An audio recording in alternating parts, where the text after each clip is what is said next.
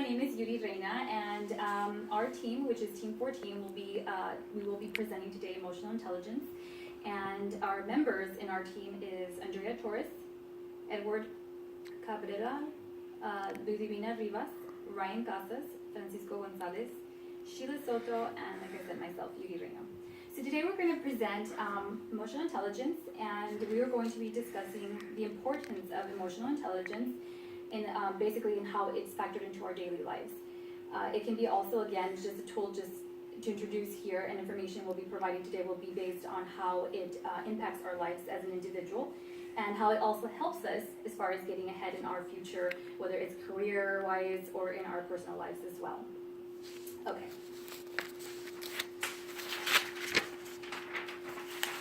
So, the meaning of emotional intelligence is the ability to monitor one's and others' feelings and emotions, to discriminate among them, and to use this information to guide one's thinking and action. So basically what this is telling us is that we want to be able to communicate with each other. We want to be able to, relate to the individual who we are, communicating with, and understand what is being said, whether it's with tone, the wording, the choice of conversations we're having. All of it pretty much entails with how we're able to communicate, and basically knowing how to talk to them as well at a certain place and time. There's ways of communicating, whether you're at an event, a professional setting, or even an educational setting, for example. Be able to understand body language, relate to the body language and kind of get the hint so that you can be able to communicate with each other and relate the attitude towards each other. You can tell when there is a heavy attitude, but when it's a negative, is usually more obvious. So basically, all of these factors basically fall into the same thing that goes into emotional intelligence, which basically informs us and how we communicate with each other and how we can interact and relate with each other. So basically, getting our point across is why we do need emotional intelligence and why it's important. Otherwise, then we just have people ignoring us or not really taking into account what we are saying about each other or what the topic is about. To continue with the next slide, we're going to now here we discuss why emotional intelligence is important. So basically, without emotional intelligence, we would not know how to effectively communicate with anyone. Why emotional intelligence is the tone of the person who is taken into consideration when communicating, as well as how they are speaking to you, which is what I previously just mentioned. So it is imperative, basically, for to take into account emotional intelligence, because all of this factors into how we all communicate, whether it's in writing, whether it's verbally, body language, like I mentioned. So it's all forms of communication and how we all communicate with other individuals. So basically, that all together falls into how and what determines, whether we establish a relationship, whether we will build a communication, whether it will be an interesting communication, whether we'll be able to get our point across, whether it's informal or formal. So this is why emotional intelligence is important in our lives. Okay, the next slide. These are the 4 components you see here, which is emotional intelligence components. The first one, as you see here in the slide, is social awareness. We have self-awareness, self-management, and relationship management. So the 4 factors make up emotional intelligence. And the 2 areas of concern would be the first 2, which is social awareness and self-awareness. And these 2 have to do with ourselves, which basically means self-awareness falls into, and self-management are involving your own understanding of what you comprehend, whether it's in conversation or whether it has to do with listening skills and being able to relate to them and how you understand them. The second would be the second area of concern would be the others, which is the other people, the other person, the other individual, and that would be relationship management and self-management. Okay, so these 2 are having to do with the other person that you're communicating with, and basically that falls into how you treat them in sense of whether it's body language and communication, dealing with how you're able to understand them as far as empathizing, being aware of their emotions and understanding their emotions, basically, will have you understand them better and also relate to them and establish, good relationships with others as well. So if you don't understand these factors, and you don't understand your own, within the first two that I mentioned and the others, then it's going to be very difficult for you to communicate at all, really. So those factors have a lot to do, and which is why it leads to emotional intelligence being either conducted poorly or good, or being a good communication, which would be a good emotional intelligence, meaning that you have both understandings in both ends. And first, I'm going to start talking about the first factor, or the first component, which is self-awareness. So self-awareness has emotional self-awareness, accurate self-assessment, and self-confidence. Okay, so these three basically means, you want to understand your emotions, you want to know how they affect, and how they affect your everyday life, and whether it's work or personal. Basically, it falls into the root of the competencies that you have on a daily basis throughout your life. Being self-aware basically means that you have to be conscious of your own feelings and self-emotions with oneself. And it helps us to interact effectively with others and appreciate their emotions as well. So that helps us all, pretty much get along, but more than anything, understand whether it's a difficult time or whether it's a happy moment, whether it's good news, whether you're always going to interact with face emotions, with body language, with your wording, choice of excitement. All of that is a form of communication. But the only way you can do that is if you can be self-aware of yourself first, before you can communicate with others. So that was the first component, which was self-awareness. And now we're going to go ahead and continue with the presentation, and the next factor will be presented by Ludivina. So I'm Ludivina Rivas, and I will continue talking about the 4 components of emotional intelligence. As Yuri just talked about, she did talk about self-awareness. So I'm going to go ahead and move on to the second component, which is self-management. Self-management does consist of emotional self-control, trustworthiness, conscientiousness, optimism, achievement orientation, and initiative. Self-management is the ability to understand your feelings and to use that to be able to understand emotional situations effectively. You don't want to suppress or deny your own emotions, because doing that you're going to just cause more problems in the workplace or get things done effectively. Some of the things, basically it is interpersonal skills. You have to be able to communicate effectively, being productive, especially problem solving, be able to do that, being flexible, have the confidence, integrity, analytical skills, and it's just a lifelong learning process. For example, say you do have a situation at work where you do get upset, you're not going to let that emotion make you not make you think clearly. Like, you have to put that aside and be able to get things done without having that you being mad solve the problem, because it's not going to work out that way. You have to be able to learn how to put that aside and not use that to control the way you're going to make your own decisions. So we're going to go ahead and move into the third component of emotional intelligence, which is social awareness. And it does deal with empathy, organizational awareness, and service orientation. Social awareness is the ability to understand and empathize with others. People who are socially aware are more open-minded and are able to understand others people's perspectives. Like, you're going to be able to go by what, their own, understand the way they're feeling as well. You also get along with others easily, and in the long run, you're able to accomplish more positive results with in the workplace or the other individuals that you're dealing with.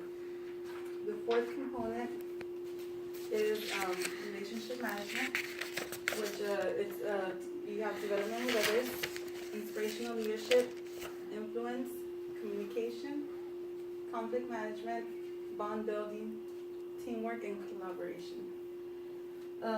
Relationship management is the ability to connect with others in ways that you could build positive relationships. You're going to be able to treat others with kindness and compassion and sensitivity. People with good relationship management are able to lead others and build teamwork and work together to resolve conflicts in the workplace effectively. You basically have to be the leader, not letting any other emotions get in the way of being able to lead others and having a positive environment in the workplace. So that was the last component of emotional intelligence. And for example, when sometimes in general, people a lot of times go through personal problems at home, and you don't want to take that into the workplace. You want to leave that aside because you don't want it to affect the way you're the job you're doing, or like you don't want to put the company at risk and failing to do the job that you want to do. So that is one of the examples of how emotional intelligence is important in the workplace. And Ryan, go for it. Now we are going to talk about how emotional intelligence is done poorly, and we'll have Ryan do that next section for us. Hello, and I'm continuing our presentation. My name is Ryan Casas, and I will talk about how emotional intelligence is done poorly. It is done poorly when a person cannot communicate right, or doesn't have it effective on their communication due to the lack of knowledge of the situation that is going on. This occurs more than often, but it is not something that can be avoided by utilizing all aspects of emotional intelligence. While emotional intelligence can take you a long way from when using it correctly, it can also hurt you if it's not used correctly. For instance, if you have no clue what a person is going through, and you bring up certain situations that they might have been going through and it really hurt them, it could just turn out really badly. That is why before speaking to anyone, it is always imperative to take all aspects of emotional intelligence into account before using the wrong things to anyone or against anyone. Next, I'll be talking about also more ways of how it's done poorly, or no, how it's done correctly. It can be done correctly when an individual can make their point without offending anyone, or disrespecting anyone, or just confusing anyone in any way. Utilizing emotional intelligence is the best way to communicate effectively when your peers in any setting. Although emotional intelligence at times is not utilized correctly when used precisely, it can do really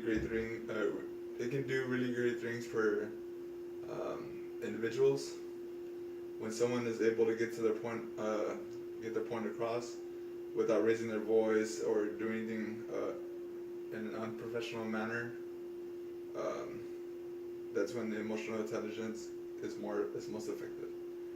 Being able to communicate with everybody in any type of setting is crucial to utilizing emotional intelligence correctly. When done correctly, emotional intelligence forms a healthier work environment where everyone can socially communicate with one another and get along with one another, and it can make the work environment more smoothly. And yeah, the keys of making emotional intelligence effectively, or being effective, is being socially aware, being open-minded when speaking to one another, being confident of what you say or how you communicate with others, being able to help others grow as an individual, and being able to motivate one another. There are 4 key opponents that make emotional intelligence effective. Being socially aware is a big part of what it makes effectively, or what it makes to be effective, because this shows you how to talk to people. Being aware of their emotions and the situations will help you understand how to go about certain things or saying certain things. in certain situations, or having self-awareness helps a person feel that confidence they may need to communicate. Believing in yourself are words, or can make words you say around you or coming from you inspiring. Having that optimism helps you when you need to be a person to see the positive side of any situation that you might be in, or you might see what's going on. Relationship management are the bonds people make to make that help shape them as an individual. Helping someone find their way and realize that realize what they accomplish is a big part of emotional intelligence, because you help a person realize what they're able to do or what their ability to do in certain situations, or in any situations. Next, I'll be talking about lessons learned from emotional intelligence. It will help you learn how to communicate effectively with your peers while being aware of their feelings as well. Emotional intelligence helps you grow as an individual and allows you the opportunity to climb the corporate ladder. Emotional intelligence will help your peers, which will help you in the end, or in the long run. Emotional intelligence showed me how important communication is.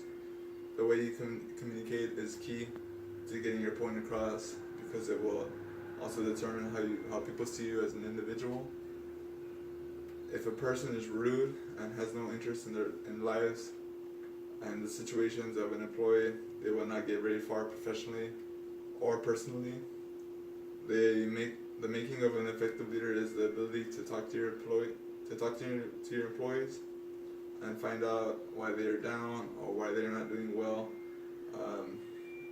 and also because you know they're capable of doing well when they're working, or doing well as a person. Having that bond with people you work with is a major part of being capable to successfully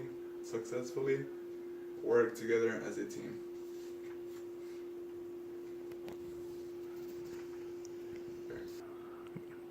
Okay, so now we're going to show you a video that shows the process of emotional intelligence so that you get a better idea as to how it all works.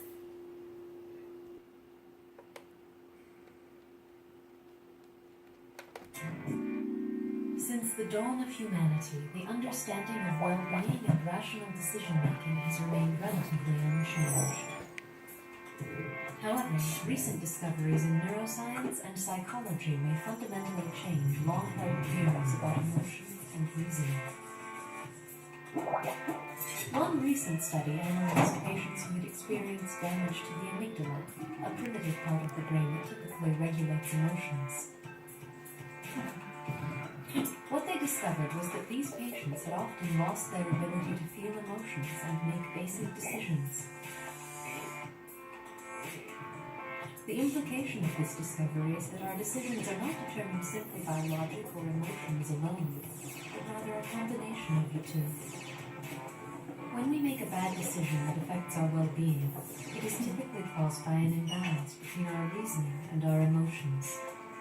This process of understanding and facilitating emotions into rational thinking is known as emotional intelligence. Originally developed in 1990 by John Mayer, David Caruso, and Peter Salovey, the theory of emotional intelligence can be broken down into 4 simple aspects. 1. The ability to perceive emotion. For humans, cues like facial expressions and gestures can indicate complex emotions that influence our understanding of other people, such as happiness, sadness, anger, and fear. 2. Understanding emotions. Emotions convey information. For example, happiness usually indicates a desire to join with other people. Sadness indicates a desire to avoid people, and so on. Each emotion conveys its own patterns of possible messages and actions associated with those messages. 3. Using emotions to facilitate thought. In recent years, cognitive scientists have discovered that emotions prioritize our thinking. Therefore, having a good system of emotional input can help you focus on things that truly matter. 4. Managing emotions. Managing emotions involves the ability to promote certain types of behavior through emotions and using them to your advantage. For example, if you're sad, you're more likely to be reflective and analytical. If you are happy, you're more likely to be social and outgoing. These 4 aspects that make up emotional intelligence inform our decisions, help predict life outcomes, and help us understand people in order to build healthy relationships.